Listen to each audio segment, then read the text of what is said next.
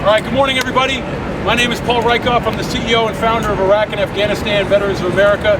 I'm also a 9/11 first responder. I served in Iraq and helped found IAVA here in New York City when I got home from a tour in Baghdad. I wish we didn't have to be here today. We really shouldn't have to make veterans issues a priority for New York City. Not far from here is ground zero. That was when the wars in Iraq and Afghanistan began for many of us. But we're coming home to a city that doesn't appreciate that veterans should be a priority. We put forward some pretty straightforward recommendations, and we've asked for an audience with the mayor, but we've been denied. And that's unfortunate, because New York City can be the #1 city in America for our veterans. Over 200,000 veterans live here in New York City, and they are leaders, they are a resource, they are civic assets, but they're not a charity, they're an investment, and New York City needs to invest in them. So we've called on the mayor to show real leadership. Number one, we've asked him to support our legislation to create a Department of Veterans Affairs. That's a reasonable response to serve 200,000 people in the greatest city in the world. But unfortunately, the mayor has opposed that. Councilman Ulrich has stepped up. We've got over 40 co-sponsors here at City Hall, and we hope the mayor will get behind us after today and support that legislation. We also need a real budget. Right now, we only spend about $600,000 in New York City on veterans.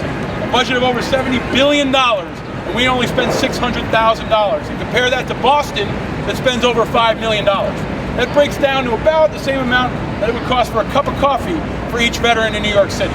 We should spend more than a cup of coffee on the people who defend our freedom and continue to serve right now. As we stand here and ask for our mayor to step up and show us support, our brothers and sisters are fighting and dying in Iraq and Afghanistan. That shouldn't be the way.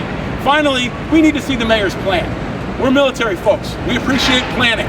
And the mayor has promised us a plan for over a year. Just last week, this month rather, the Commissioner Sutton was on New York One. She said their plan will be coming this fall. This fall. That means our veterans have to wait almost 2 years from the time the mayor was elected to hear about his plan to support us and our families. This is common sense. It's not a partisan issue, and we've seen everybody from all backgrounds, all political stripes come together to support our veterans. That's why these folks are all here. All generations, not just Iraq and Afghanistan, and many different organizations have bound together.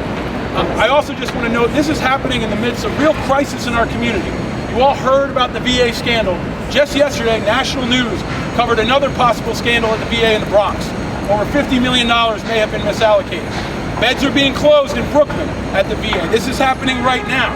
But you're not going to hear anything about that from the mayor because he's disconnected from our community. He needs to meet with us. He needs to spend time with us.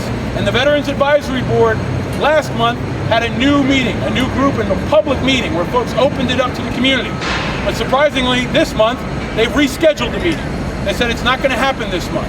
That's a terrible missed opportunity for the mayor and the Veterans Advisory Board to hear from folks around the city about what's concerning them. We don't want to fight. We want a mayor who steps up and leads with us, that understands the value of a veteran. And today we want to thank the public advocate for stepping up with us. She understands that our veterans are leaders here in New York City, that we've got some of the most amazing public servants in the world, and she appreciates the voices of our community. She is a true public advocate. And she understands that veterans issues are not just a veterans issue, they're a community issue. This means something to everybody. So we really appreciate your leadership and you stepping up today. In our membership across the city, over 10,000 Iraq and Afghanistan veterans stand with the public advocate today and stand together here on the steps. We're calling on all New Yorkers to be advocates for veterans. It doesn't matter how you feel about the war, it doesn't matter who you voted for. We need your help in stepping up and demanding better support and better services for our brothers and sisters. And the mayor really has to ask himself, do you honestly think you're doing all you can do for veterans? That is the question our city is asking. Can you do more? We believe you can. And the budget is a perfect place to reflect those priorities. And we believe that the great veterans of this city deserve more than just a pittance when it comes to the city budget. Also, veterans weren't even mentioned in the city budget. Do a search, try to find the word veterans in the budget. If they're not even mentioned, how are they really a priority? And look, you don't have to take our word for it. Go to the city's veterans website right now. Try to find resources. Try to find something that can help you in need. You're going to come up empty. The resources have been dramatically reduced. And I think it's important to note that our organization, IAVA, is the fastest growing organization for veterans in America. Over 40% growth last year. Over 10,000 veterans across the city and the state. And we've met with the president about half a dozen times in the last year. The President of the United States has made time for our leaders and people like Tyreek. We don't understand why the mayor can't do the same. Finally, folks, go to IAVA.org/NYC Vets. You can learn the facts. What we're asking for is pretty straightforward. Pass the reasonable, urgent legislation proposed by Councilman Ulrich and supported by over 40 people in city government, including now our public advocate. Increase the budget to adequate levels and show us a plan. We're standing by to support you. In the military, we adapt, improvise, and overcome. We shouldn't have to overcome our mayor. Our mayor should be on our side. But if he doesn't work with us, we will work around him. And we also call on the Speaker to bring the legislation to the floor for a vote. Put it on the mayor's desk. And if he wants to veto legislation for veterans, then he can answer to the people in New York City for that. But we hope he won't.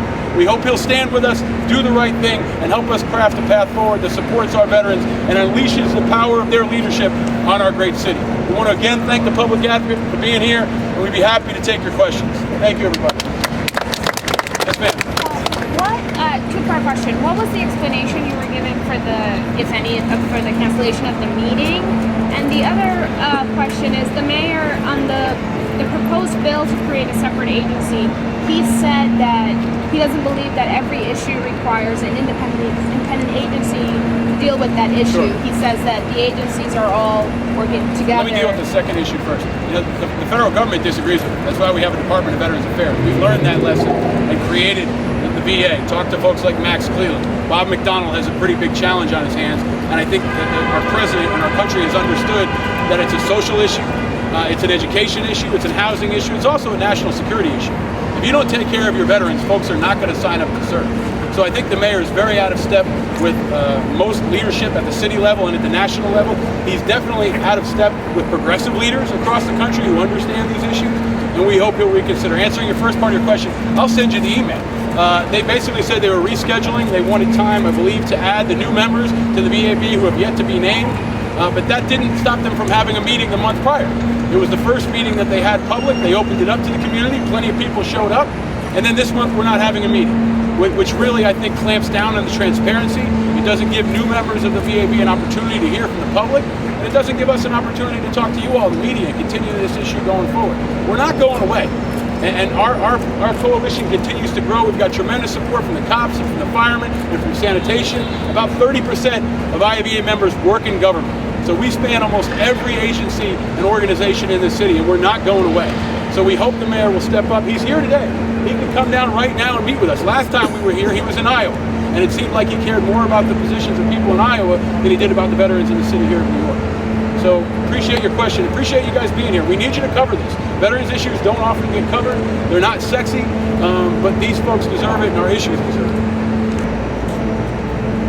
And July 4th is coming up pretty soon. We missed an opportunity with Memorial Day. We called on the mayor to meet with this group and others. He didn't do that. Instead, he had a photo op with folks who were in town from Fleet Week. Run the names of the folks that he met with. Most of them are probably now on a ship somewhere. They don't live in New York City. They're not representatives of the organizations that are working every day in this city to help veterans. Another thing that I just want to put out, IAVA is standing by for veterans in need of help. Our rapid response referral program has helped thousands of veterans across the city.